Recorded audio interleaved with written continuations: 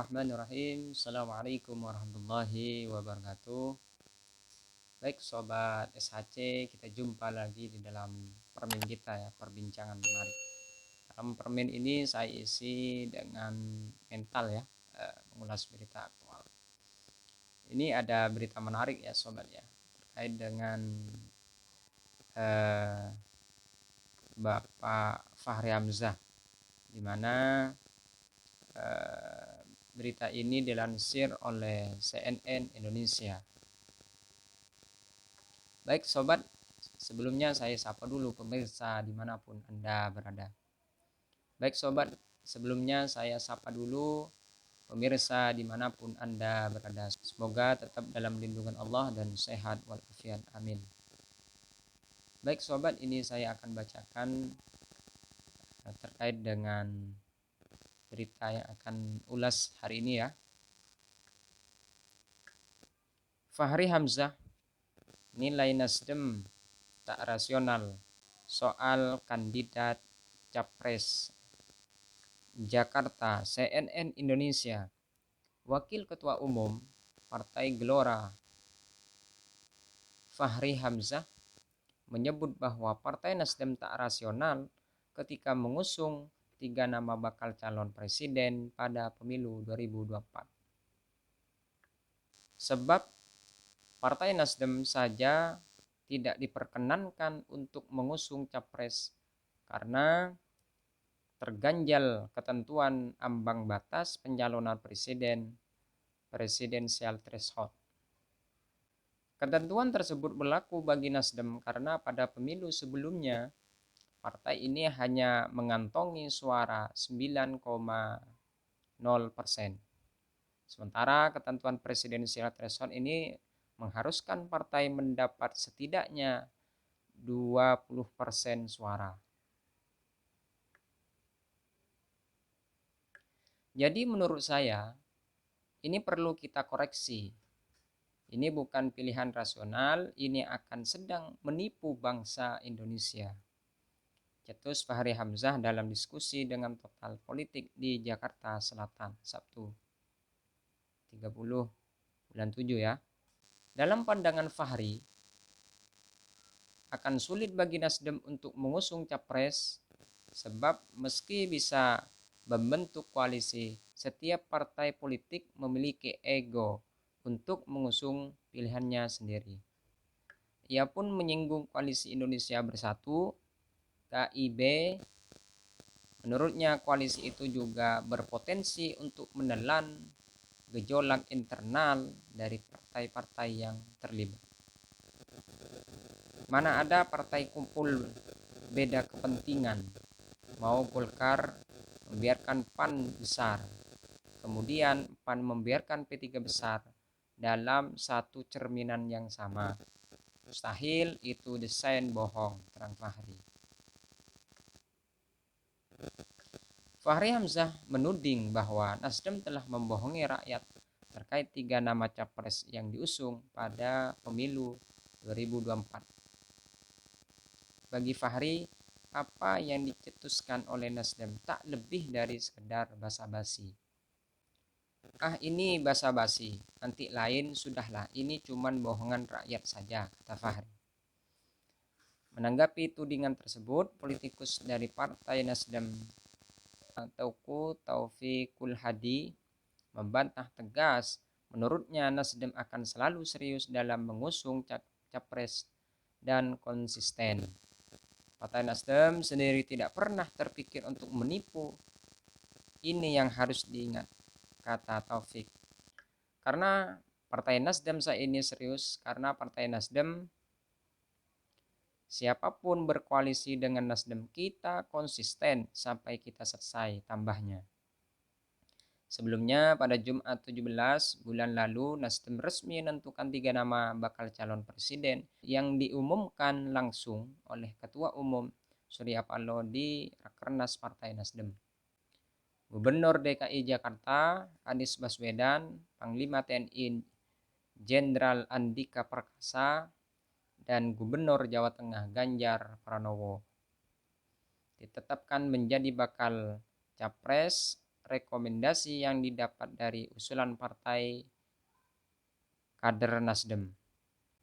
Pertama Anies Rashid Baswedan, kedua Muhammad Andika Perkasa, yang ketiga Ganjar Pranowo, ungkapnya Surya Paloh saat itu. Meski begitu, Nasdem nantinya tetap membutuhkan koalisi dengan partai lain untuk bisa mengusung jagoan mereka di Pilpres. Pasalnya, Nasdem hanya mengantongi 9% suara parlemen dari syarat 20% untuk mengusung capres.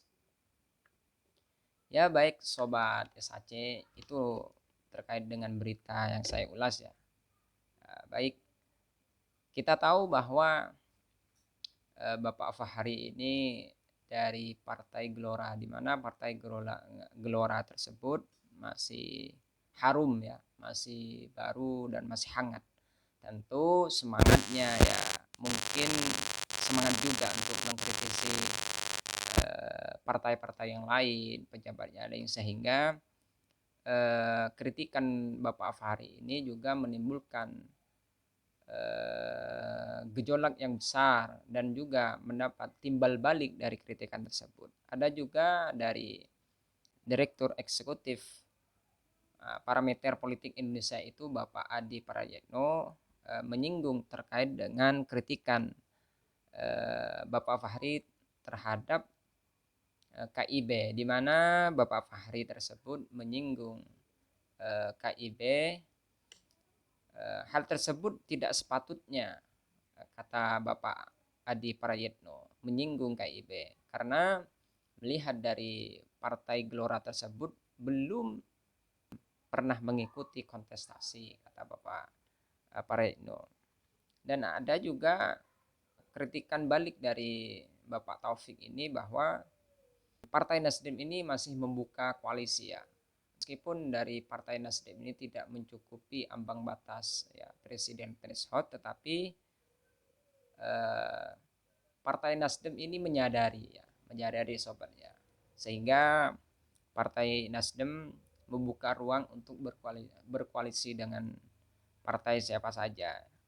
Kita tahu memang dari partai-partai saat ini yang mencuat di beberapa media ya, bahwa KIB mempunyai 3 partai di bawahnya seperti PAN, Golkar, P3, di mana partai PAN tersebut telah mengantongi suara nasional itu 6% lebih ya, sedangkan Golkar mengantongi 12% dan P3 itu mengantongi 4%. Kalau kita gabungkan, tentu ini sudah melebihi dari aturan ambang batas presidensial threshold itu. Ini sudah mencapai 23% ya, sedangkan aturannya 20%. Dan Nasdem ini yang sedang mencuat di beberapa media. Partai Nasdem mempunyai keinginan untuk berkoalisi dengan Partai Demokrat, Partai PKS. Hal ini juga dari beberapa partai telah mengantongi masing-masing partai tersebut. Seperti Nasdem itu telah mengantongi 9% dan Demokrat mengantongi 7% dan PKS juga mengantongi 8%. Kalau kita gabungkan ini kira-kira telah mencapai dari ambang batas. Ya, ini kira-kira 25% ya. Sedangkan aturannya itu 20%. Dan Gerindra juga, berita yang hangat-hangat saya ambil itu, Gerindra akan melakukan deklarasi nantinya. Ini tidak lama lagi. Partai Gerindra dengan PKB ini akan mendeklarasikan terkait dengan koalisinya. Kita tahu bahwa Gerindra secara nasional ya, telah mengantongi 12% di bawah partai PDP, dan PKB juga mengantongi 9%. Kalau kita gabungkan ini telah mencapai 22%. Tentu ini sudah melewati dari ambang batas ya.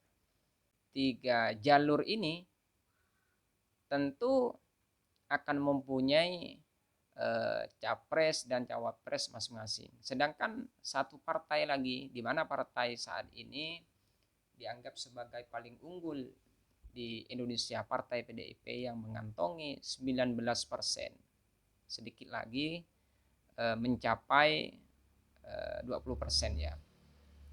Partai PDIP ini akan merapat ke partai manakah partai PDIP tersebut, ataukah merapat ke partai Gerindra, apakah merapat ke KIB ataukah Nasdem ya.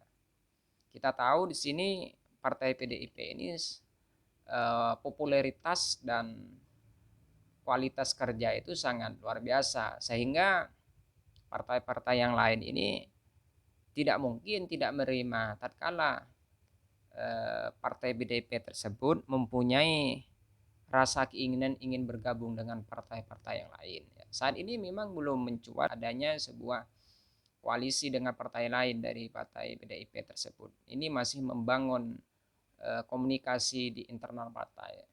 Kita kembali lagi dari kritikan Bapak Fahri ini, bahwa Bapak Fahri mengatakan Partai Nasdem ini dianggap sebagai membohongi rakyat, tatkala ucapan Bapak Fahri ini dianggap sebagai spekulatif ataupun pembuktian yang tidak secara nyata. Dan juga dibantah oleh Bapak Taufik ini, Partai Nasdem telah membuka ruang untuk berkoalisi. Artinya di dalam aturan ambang batas tersebut memang harus melakukan kerjasama, harus melakukan koalisi, artinya untuk memenuhi ambang batas tersebut. Maka dari itu ya, kalau kita lihat dari komentar ini, tentu ini sangat tidak elok ya mengomentari hal sedemikian, karena di dalam kehidupan berpartai tersebut saya rasa harus berkoalisi membangun kekuatan. Di samping kita harus mematuhi aturan ambang batas tersebut, dan juga kita dianjurkan untuk melakukan berkoalisi dengan partai-partai yang lain. Maka dari itu kita tetap melestarikan yang namanya multi partai, itu banyak partai. Tentu ini jadi perhatian untuk kita semua ya, bahwa saat ini memang ada 3 poros ya yang dibangun kita, kalau kita amati di beberapa media ya, terkait dengan adanya kontestasi pemilu 2024 mendatang ya. Ya sobat, mungkin sampai di sini ya pengulasan dari saya ya. Kurang dan lebihnya saya mohon maaf yang tiada batas apabila ada kata-kata, ucapan ataupun ulasan yang menyinggung ataupun yang tidak memberi kejelasan yang transparan. Dari saya pribadi mohon maaf yang sebesar-besarnya. Wallahul muwaffiq ila aqwamit thoriq. Assalamualaikum warahmatullahi wabarakatuh. Jangan lupa subscribe, like, comment, and share.